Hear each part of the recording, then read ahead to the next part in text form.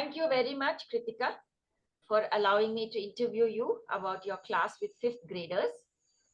Before we start, I just want to give the viewers a background that the topic you chose was the discovery of vitamins, because vitamins forms a part of their curriculum about healthy diet, right? Eating well. And for the sake of the viewers who don't know the history, in the nutshell, when the vitamins were discovered, it was around that time that the germ theory was also discovered by Robert Koch and Louis Pasteur. And because everybody was excited by this discovery that the presence of some things like microorganisms can cause a disease, it took them a very long time to actually realize that the absence of something can also cause a disease. And that is what is the story of discovery of vitamins, because it took a very long time for the truth that was staring them in the face to hit them, that it is not only the presence of microorganisms which can cause a disease, but the absence of some nutrients can also cause a disease. So Kritika, tell us about what made you choose this topic for your students and how you went about preparing for this. Thank you, Nirujaka, for actually inspiring me in the last 3 years and making me a better teacher, I would say. I'm forever, thinking and always reinventing the wheel when it comes to working with students in our school at Adyar Theosophical Academy in Chennai. I'm very passionate about science, and whenever there is an opportunity, I try to jump in and try and use the various strategies that we come up in our group, the learning community of reflective practitioners, the group that we are, the voluntary online group which formed during the COVID. Um, uh, so we've all been working on this project called Teaching Science Through Stories in our online group.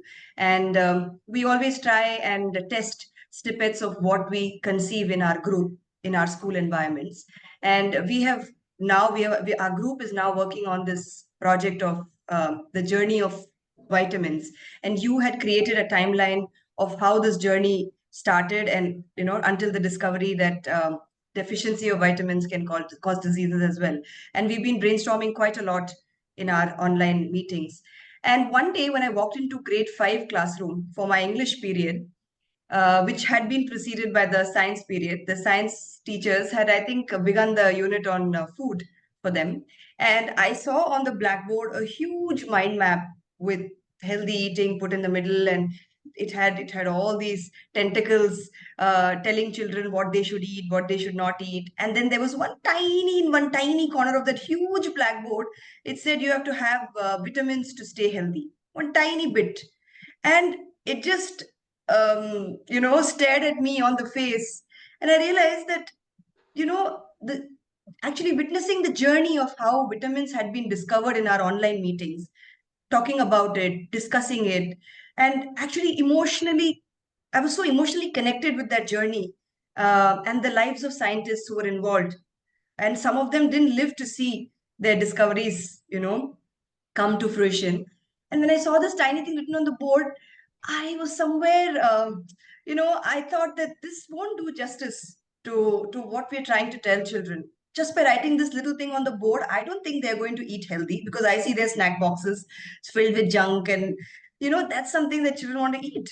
And an idea struck me at that moment, and I thought, okay, why not sit down with my colleagues who are teaching science in that grade and give them a little glimpse of what we are doing in our online community, and kind of just share with them in a just nutshell the story of the discovery of vitamins, and see if they're interested in taking this information to the students through the scientific way, where we're not giving answers, we're not telling children eat healthy, eat vitamins, they're very good for you, but allowing them to be little scientists, and through their natural process of wonder and inquiry, if they can come up to this conclusion, I was very excited to see what it would, what impact it would have on them.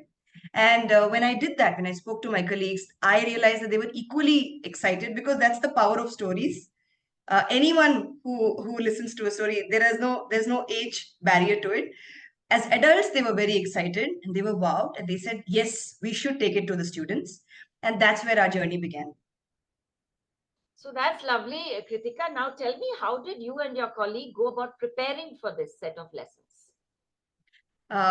Well, I'd like to, add here that once I got my colleagues on board, I did a little test. So I didn't go with the next step to them. I wanted to see if they are excited enough to come to me with, with the excitement to see what we could do in the class. And it so happened that both of them reached out to me in different instances. So there are two teachers who teach science in grade 5, and then with me now we were three on board for this topic. So what we did was we had a short 30-minute meeting in the school. We realized that my colleague and me had a free period, and we just sat on the corridor. We had our phone with us, so we didn't have time to run into the classroom, get a paper, pen. We just used the notes app on our phone to quickly jot down our initial thoughts, and we realized that realistically we'd be able to spare 4 sessions from our available slots for grade 5, Each session and being which was how long? Each session being so our sessions are 40 minutes long, but it's practical to utilize only say 30 minutes, 25 to 30 minutes, because 10 minutes goes off in transition, getting them to sit down and all that. So we were prepared for a good 30-minute into 4 slots, one this week, I mean the week where we were going to start, and then 3 sessions in the following week. It was the plan. So what we did was for the 4 sessions, from the timeline that we both went through, which had been prepared by you. So we went through the slides and we decided what is it for our 8 to 9-year-olds, fifth graders, would be apt, and what would give scope for us to allow them to conduct experiments and find answers, infer, whether it was their own experiment or Eichmann's experiment or Koch's theory. So that became like the framework for us. And then from your timeline, we got down to dividing the parts into 4 periods. And while doing so, we went back and forth. I said, let's do it like this. He said, let's do it like that. And then we realized that ultimately we wanted children to question more. We wanted them to get into the scientific temper of look, ask, think, verify, guess, and then, again, get back into the loop. So keeping that as the hero, we designed these 4 sessions to be very simple. And we also realized that since we were both so excited when we were discussing, actually, I mean, I should say this, that we bonded so well over the planning and the prepping for the sessions. And he said we should also get into the action. Why not we do some role play? Why not make it more exciting for children? And why not they ask us questions? We will take the roles of Eichmann or the interviewer or the cook, or as the flow progressed, we'll be in the story with them, journeying with them.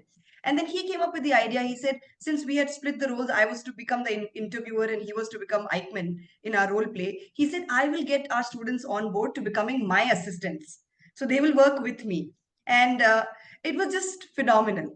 So we got only 30 minutes of prep time in the school. And within that 30 minutes, we were able to create a short document where we had put down what we want to do in a gist in the 4 sessions, like where the session would start, what would be the inquiry questions, what kind of engagements would students do in different groups. We wanted it to be a group activity.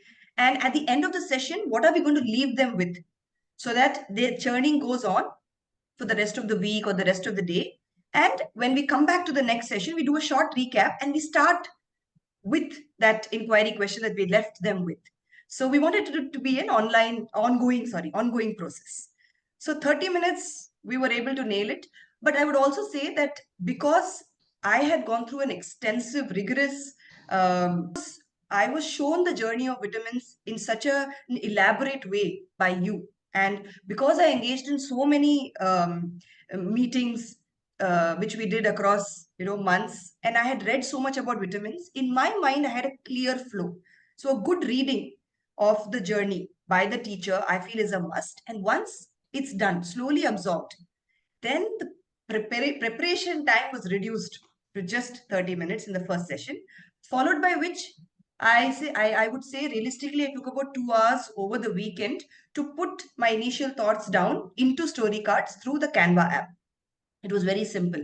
So whatever we wanted to do, we just put them down in the form of small snippets on Canva. We designed our story cards, and that was it. So Took just them 1.5 2 hours hours. to make these story cards from the Yes, it just took that much time because there was clarity.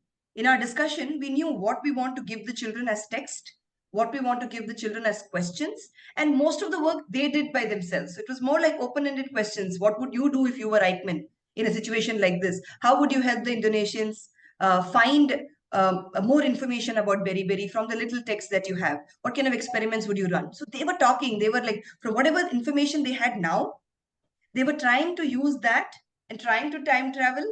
It was fun to watch. So most of it came from them, and we were trying to derive answers through our conversations. So that's how the prep time was hardly 3 hours, I would say.